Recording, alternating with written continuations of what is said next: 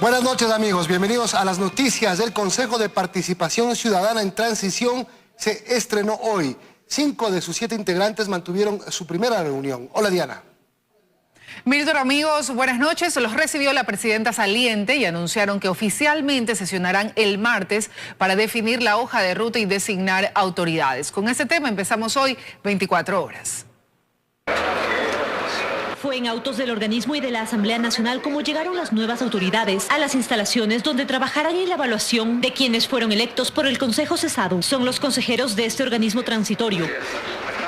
Ellos se ubicaron en el salón del Pleno acompañados por miembros de su equipo.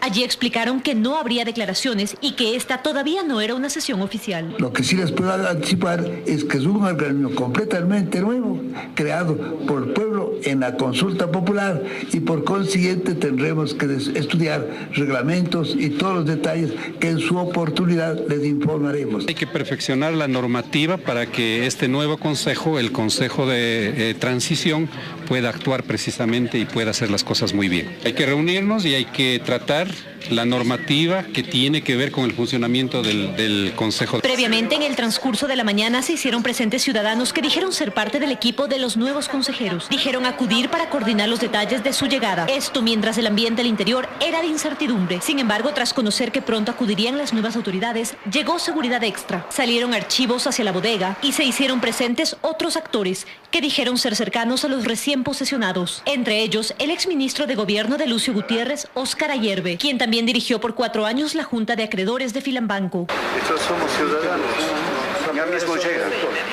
Presidente y vicepresidente a las 8:30. También llegaron junto con Luis Macas, el exmiembro del Tribunal Supremo Electoral, Fausto Camacho, y Carlos Figueroa, quien fue enjuiciado por el expresidente Correa. En la sala de sesiones hubo varios rostros conocidos y otros que mantuvieron el anonimato, pero se encargaron de dar órdenes. Por favor, los consejeros, nada más. No van a haber declaraciones. Sí, yo convóqueles usted a... Tras la foto de los 5 presentes, acudieron a una reunión a puerta cerrada con la presidenta saliente. Esta duró menos de 20 minutos. Hay que dar el primer paso para luego averiguar cuál es el segundo. Más temprano también participaron de la posesión de los 2 consejeros que no habían sido posesionados este miércoles. Fueron Miriam Félix y Luis Macas los últimos posesionados. En la sesión el martes designarán a las autoridades que dirigirán este consejo durante el próximo año. En Quito, María Gracia Costa, 24 horas.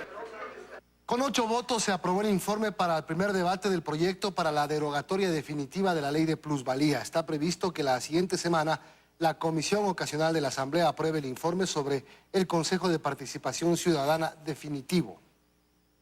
El primer informe de la derogatoria a la ley de plusvalía está listo. 8 de 10 asambleístas aprobaron el texto que concuerda con lo enviado por el Ejecutivo y con el mandato popular. La comisión de consulta recibió días atrás a los representantes de los constructores. Allí recalcaron los efectos que tuvo esta ley en el sector. Ha dado desconfianza al sector inmobiliario, ha frenado la actividad de los constructores inmobiliarios y ha paralizado los proyectos. Uno de los temas que deja en el aire esta ley es el de la minería. Que esto amerita un nuevo proyecto de ley que permita recomponer el tema de los incentivos para este sector. Se espera que el informe para primer debate llegue al Pleno la siguiente semana. Mientras el informe para primer debate de la pregunta 3, que tiene que ver con el Consejo de Participación definitivo, debe estar listo para el próximo 6 de marzo. Sin embargo, dentro de la comisión no hay consensos sobre el proceso de selección de los candidatos. Hemos pasado de una opción única que había en el ambiente de solo presentar firmas, ahora hay varias opciones, entonces hay que valorar cada una de ellas. Lo que está claro es que no quieren que el Consejo Nacional Electoral sea el que elija a los candidatos. Consideramos que el Consejo Nacional Electoral es el llamado a calificar, no a hacer concurso. El Consejo Nacional Electoral, que al mismo tiempo que va a estar siendo evaluado, está llevando adelante estas delicadas funciones. Para llegar a los acuerdos que necesitan, este viernes se reunirán en Portoviejo y el lunes estarán en Cuenca y Azogues. El 6 de marzo esperan votar el informe para primer debate y el 8 de marzo debatir en el Pleno Legislativo. Y 8 días más tarde esperan tener el segundo y definitivo debate. En Quito, Andrea Samaniego, 24 horas. La Asamblea Nacional tendrá que fijar fecha y hora para la comparecencia del fiscal general Carlos Vaca y del presidente del Legislativo José Serrano. Mientras tanto, las fuerzas políticas reaccionaron frente a las votaciones de la sesión de ayer. Se habla de una nueva mayoría. En la Asamblea se habla de pactos. El movimiento Creo sostiene que los socialcristianos y Suma deben explicar la votación de ayer cuando Homero Castañer solicitó la renuncia de Serrano y la reestructura de la Asamblea. Esos grupos políticos se abstuvieron de votar. Ojalá estas nuevas mayorías que se han conformado sean para trabajar por el bienestar y los intereses de los ciudadanos ecuatorianos y no por intereses ni partidistas y peor personales. Sin embargo, el PSC sostiene que no quería crear caos y que primero el fiscal y el presidente de la Asamblea deben explicar sobre el audio. Niegan un pacto con los morenistas para defender al presidente de la Asamblea. Porque el país merece esa verdad y nosotros también. Se tomarán las medidas del caso, entre las cuales está no pedir la renuncia, sino cesarlos, procesarlos, porque eso es lo que amerita de ser el caso. Los argumentos, el sustento que pueda dar el presidente aquí en el Pleno se establezcan ya, ahí sí los pasos a seguir y se puede tranquilamente acoger lo que podrían estar planteando el día de ayer si es que el Pleno así lo considera. Suma también se mantiene en esa posición y sostiene que la votación no tiene nada que ver con la petición de archivo del caso del Metro de Quito. Pueden revisar el expediente. Así que, señores, no tiene absolutamente nada que ver. Este es un tema de fiscalización y control político que estamos ejerciendo. Pero también se habla de un acuerdo entre Creo y los morenistas. Ambas fuerzas políticas buscan la renuncia de Serrano. Nosotros no tenemos ya mucho más que escuchar porque creemos que a quien hay que hacerle caso es a los ecuatorianos y los ecuatorianos están escandalizados. Que hay una coincidencia, hay un pedido nacional, hay una preocupación de los ecuatorianos. Será este martes cuando definan la hora y fecha para que las dos autoridades acudan al Pleno a explicar sobre el audio. En Quito, Andrea Samaniego, 24 horas. Otro tema, el exministro de Electricidad del gobierno anterior, Alexei Mosquera, se declaró culpable del delito de lavado de activos en el caso de Brecht y pidió ser juzgado con el Código Penal anterior. Lo hizo tras las pruebas de cargo presentadas por la Fiscalía.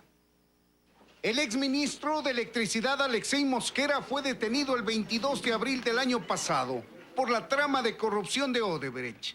Fue acusado de recibir $1 millón a cambio de entregar a la constructora brasileña los trabajos de la central hidroeléctrica Toachi Pilatón. No hay coima ni soborno porque no es funcionario público. Alexei Mosquera fue ministro desde julio del 2007 hasta julio del 2009. Él ha recibido ese pago de Odebrecht en febrero del 2011. En principio tendría todo el derecho para hacerlo, como consultor privado, etc. El expresidente dijo además que al realizarse ese pago en 2011, se trató de un acuerdo entre privados y solo censuraba a su ministro por no haber pagado impuestos. Alexei Mosquera recibe ese pago en febrero del 2011. Ya no tenía nada que ver con el contrato de Toachi Pilatón y no era funcionario público. El problema es que no lo declaró. Hay defraudación tributaria. Ese era el argumento de Correa en las últimas semanas de su gobierno, pese a que la constructora Odebrecht había certificado que no ha celebrado ningún contrato privado con Alexei Mosquera, y ese oficio formó parte de las pruebas de la Fiscalía. 10 meses después y ya en la etapa de juicio, el exministro de Electricidad se declaró culpable. Declararse autor confeso de los delitos que estuvieron tipificados al momento de la vigencia de esos actos que son anteriores al COIP. El lavado de activos se concreta porque con el $1 millón que le entregó Odebrecht a Mosquera en una cuenta del exterior, él compró maquinaria y le ingresó al país. Ahora reconoce su delito, pero pide ser juzgado con el Código Penal anterior, que le sanciona con hasta 5 años de cárcel.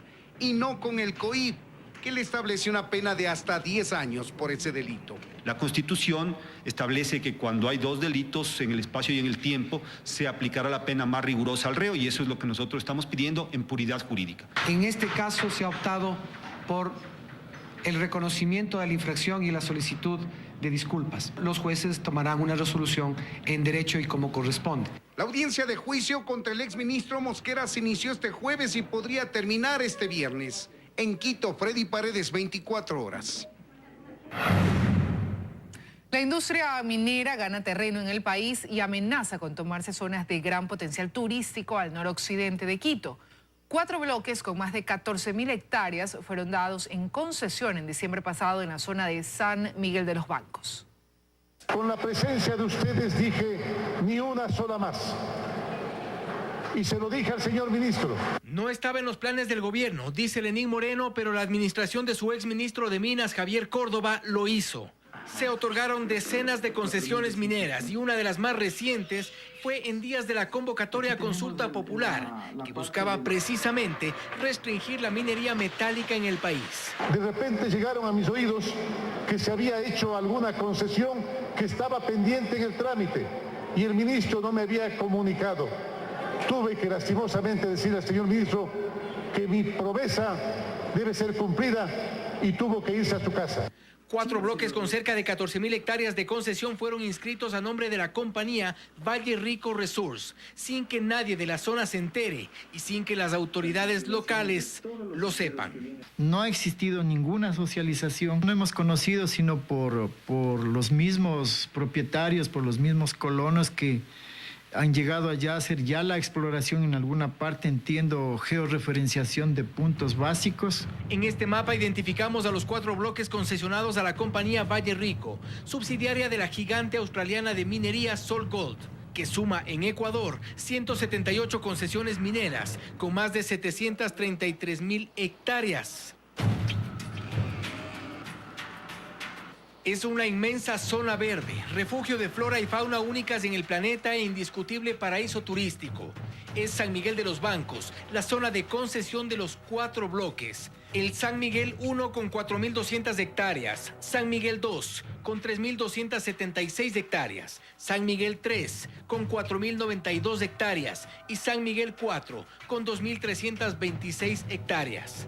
No obstante, el acuerdo ministerial de agosto del 2016 establece dentro de la estructura orgánica que la gestión de minería estará a cargo del viceministerio. Es decir, las concesiones estaban en manos de quien ahora está al frente de esta Secretaría de Estado.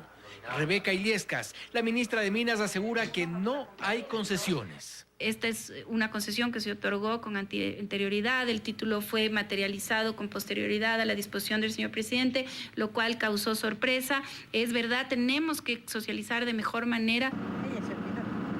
Un equipo de Teleamazonas llegó hasta el noroccidente para constatar lo que ocurre de momento en las 14.000 hectáreas de los 4 bloques concesionados en San Miguel de los Bancos. En medio de un paisaje único en su clase, los habitantes están inquietos por lo que les han dicho que se viene. La minería está cerca y de eso da fe Doña Rosa. Personal identificado de la empresa minera SolGold llegó hasta su finca para intentar ingresar y tomar muestras en una fase inicial de exploración. ¿Qué querían hacer en su finca? Hacer estudios, dijeron, al llevar muestras. A los 3 días de eso ya nos trajeron el documento. ¿Qué decía el documento? La concesión que se llama Valle Rico. La noticia se regó por los 52 recintos de la zona y principalmente por los 18 que estarían directamente afectados con una posible actividad minera. El límite entre las provincias de Pichincha y Santo Domingo de los Áchilas en el río Mulaute sería una de las zonas de mayor influencia de la actividad minera. Producto de esta concesión del primer bloque, más de 4.000 hectáreas estarían destinadas a la exploración, explotación y refinación de metales. La gente teme por la contaminación de los ríos. Más del 70% de las actividades tienen que ver con el agro y el resto está dedicado al turismo, aun cuando el potencial es mucho mayor. De momento, quienes nacieron en este lugar tienen su propia lectura de lo que sería el noroccidente con la minería. Eso es un desastre, no conviene. Además, ni se sabe qué condiciones habrán los contratos, qué beneficios. No creo que hay más perjuicios que beneficios, según yo sé. Yo no estoy de acuerdo porque la verdad que contamina el medio ambiente todo aquí, toda la zona. Pero si ya los ganan, ¿ya qué más toca? La ministra de las Concesiones discrepa con esta lectura y le pone fe a la minería responsable. Con los mayores y mejores estándares ambientales. La minería es uno de los sectores más regulados a nivel mundial. La minería ha desarrollado tecnologías en las cuales puede desarrollar la actividad con mínimos impactos ambientales. En una siguiente entrega hablaremos de otras concesiones otorgadas, de las empresas que están detrás y cuántas, pese a la disposición de Lenín Moreno, fueron otorgadas en este 2018. En el noroccidente de Pichincha, con cámaras de Marcelo Yasha y Boris Bolagay. Fausto Yepes, 24 horas. Las pérdidas acumuladas de Gamavisión triplican su capital y reservas, según la Superintendencia de Compañías, organismo que ha dispuesto la disolución del canal incautado. De su parte, la empresa de medios públicos, accionista mayoritaria, asegura que defenderá el canal. En octubre de 2017, el entonces gerente de medios públicos, hoy secretario de Comunicación, Andrés Michelena, lo decía. Gamavisión, lastimosamente, es un canal quebrado. A la par, 4 informes de Contraloría detectaron incrementos injustificados de sueldos y salarios, contratos anómalos e incluso cientos de miles de dólares en alquileres de suites y casas para los ejecutivos de la estación entre 2010 y 2016. Y en la otra cara de la moneda, sueldos impagos para la mayoría del personal, atrasos en la cancelación de sus seguros y despidos. Era la antesala de un declive al que hoy se suma un nuevo escenario. La Superintendencia de Compañías dispuso que Gamavisión entre en un proceso de disolución, justificando esta medida en 15 observaciones al canal incautado en 2008 cuando aún era rentable. La entidad señala, entre otras cosas, que la compañía registra pérdidas acumuladas que representan el 318% de su capital y reservas, reflejando un patrimonio negativo de $1.241.000. Esto al 31 de diciembre de 2016. El documento además detalla. Se establece que la compañía registró pérdidas en los ejercicios económicos 2012 por $1.500.000, 2014 por $1.593.000, 2015 por $3.977.000 y 2016 por $5.626.000. La superintendencia además señala en su resolución que la compañía no disponía de activos corrientes para cubrir sus obligaciones a corto plazo. El comité de la compañía hace un pedido. Auditen y fiscalicen todas las administraciones que han pasado por esta empresa desde su incautación. Sin embargo, aún existe una salida. La compañía puede ser reactivada si absuelve todos los cuestionamientos establecidos por la superintendencia, evitando así la cancelación definitiva. Mediante un comunicado, la Gerencia de Medios Públicos, accionista mayoritaria de Gamavisión, señaló: Medios Públicos CP expresa su determinación de defender a Gamavisión no solo como patrimonio público, sino como espacio imprescindible de comunicación social al servicio de la sociedad ecuatoriana. Esta decisión protege el sustento de 220 familias que no son las responsables de la administración y destino actual de la empresa. Carlos Acoto, 24 horas. Más noticias. De Ecuador en estado de alerta ante un brote de dengue en Piura, Perú. Lo dijo la ministra de Salud durante un recorrido en Guayaquil y en donde anunció además que se reforzará la vigilancia sanitaria en la frontera. Se cumplió una jornada vectorial más, esta vez en el norte de Guayaquil. La ministra de Salud, Verónica Espinosa, recorrió varias viviendas, cerciorándose de que se cumpla con las medidas necesarias para prevenir las enfermedades invernales. Durante esta jornada, la ministra indicó también que afortunadamente está decreciendo el pico del periodo invernal, por lo que de igual forma lo están haciendo las principales enfermedades. Por ejemplo, hasta la fecha se han registrado 723 casos de dengue, 1 de chikungunya y 2 de Zika. Es importante señalar que este número de casos es muy inferior al número de casos que teníamos para la misma semana epidemiológica en el año anterior y en algunos años anteriores. Y en cuanto a la influenza H1N1, está en franco decremento el número de casos, sin embargo, queremos mantener nuestras actividades de prevención. Se manifestó además sobre lo que está ocurriendo en el sector de Piura, en el vecino país de Perú, por un aparente brote de dengue. Vamos a reforzar y redoblar las actividades que tenemos en la frontera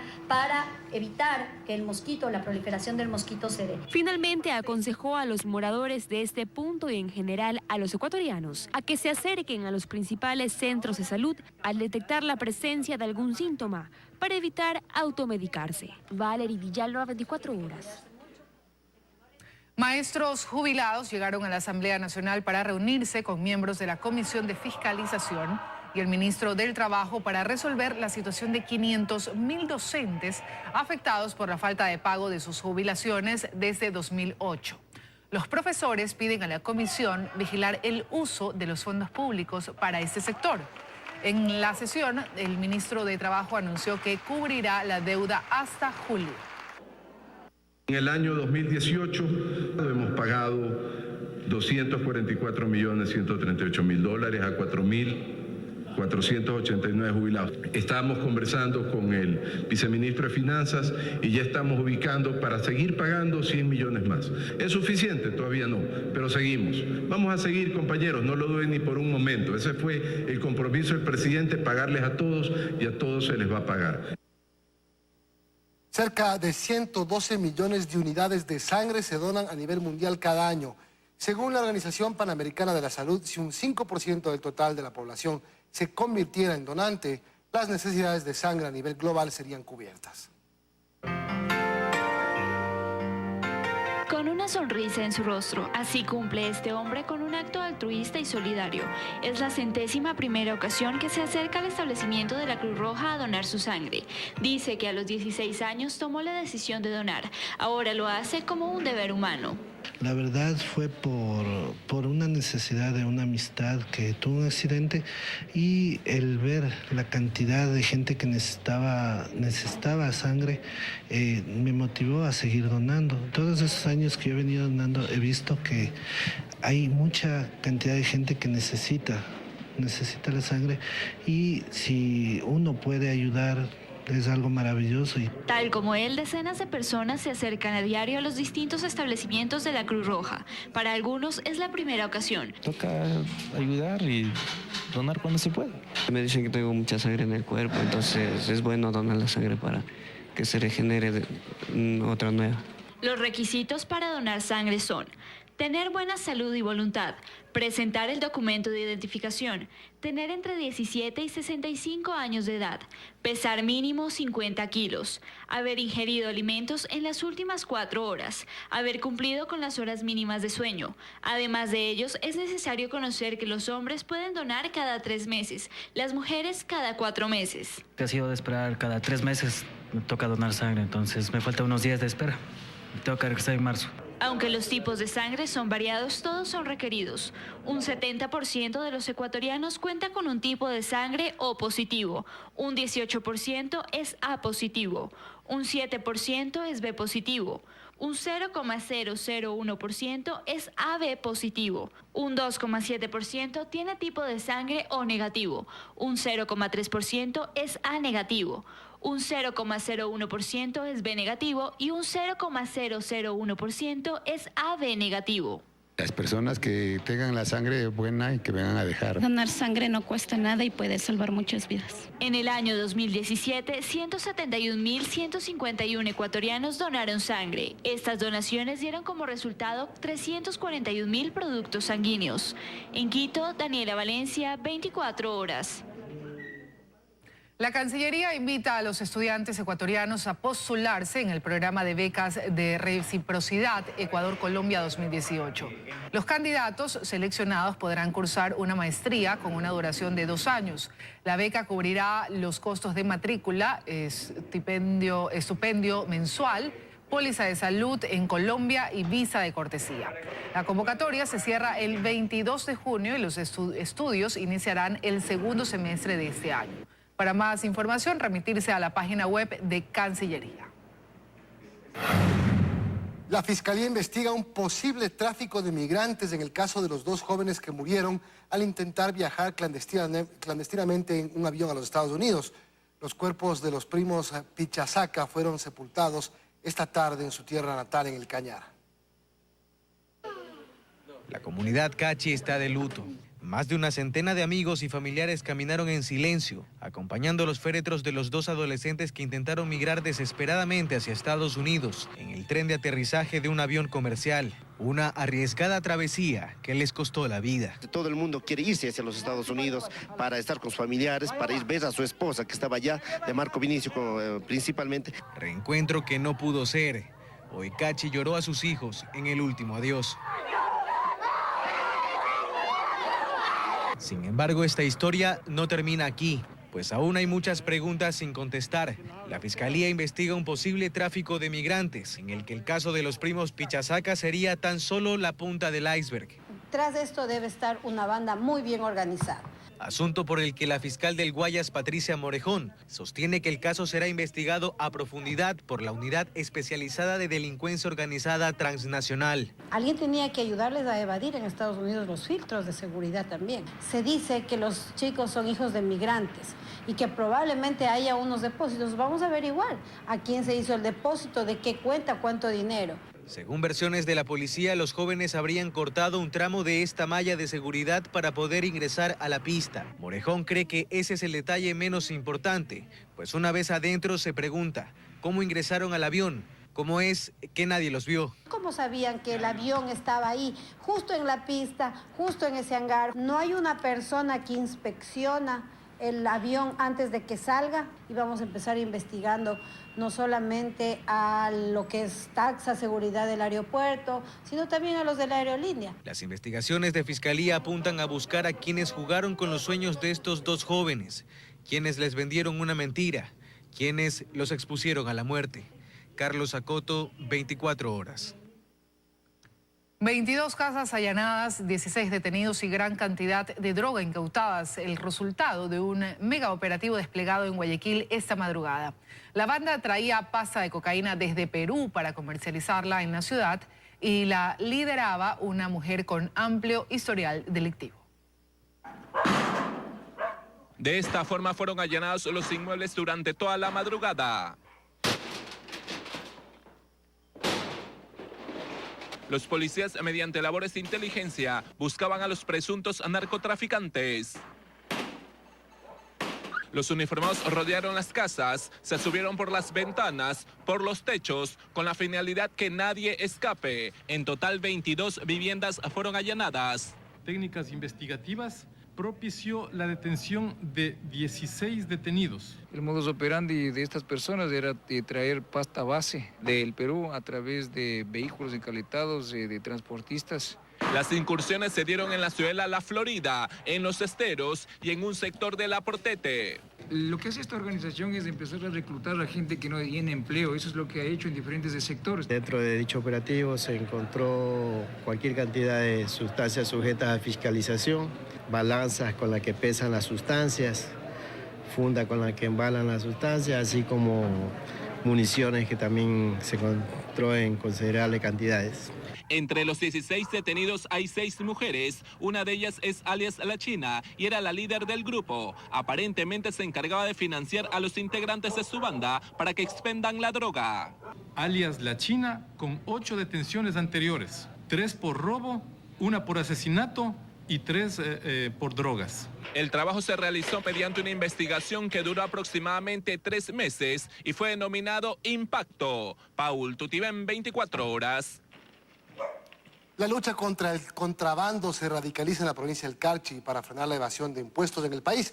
Los operativos dan paso a la incautación de mercancías, pero también a enfrentamientos con quienes se dedican a esta actividad ilegal. Los patrullajes de la unidad de contingencia fronteriza se extienden a lo largo de la frontera, tanto en la zona urbana como rural, con resultados inmediatos en la lucha contra el contrabando. Siempre intentan inventarse nuevas maneras para camuflar o de alguna manera tratar de evadir los controles policiales.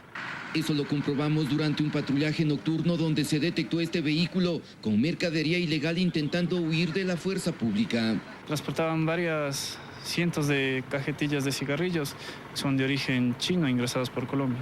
Pero estas incautaciones no siempre son fáciles. Varios enfrentamientos se registran con quienes se dedican a esta actividad ilegal, que en tan solo 2 meses superan los $300.000 en mercaderías aprendidas. Da una alarma, ¿no?, de que sigue aumentando los procesos de las aprehensiones por contravención y la gente está dedicándose también mucho a este tipo de actividades. Los productos perecibles son donados a sectores vulnerables previo a un informe que avalice el consumo humano. En Tulcán, Jairo Jacome Ortega, 24 horas.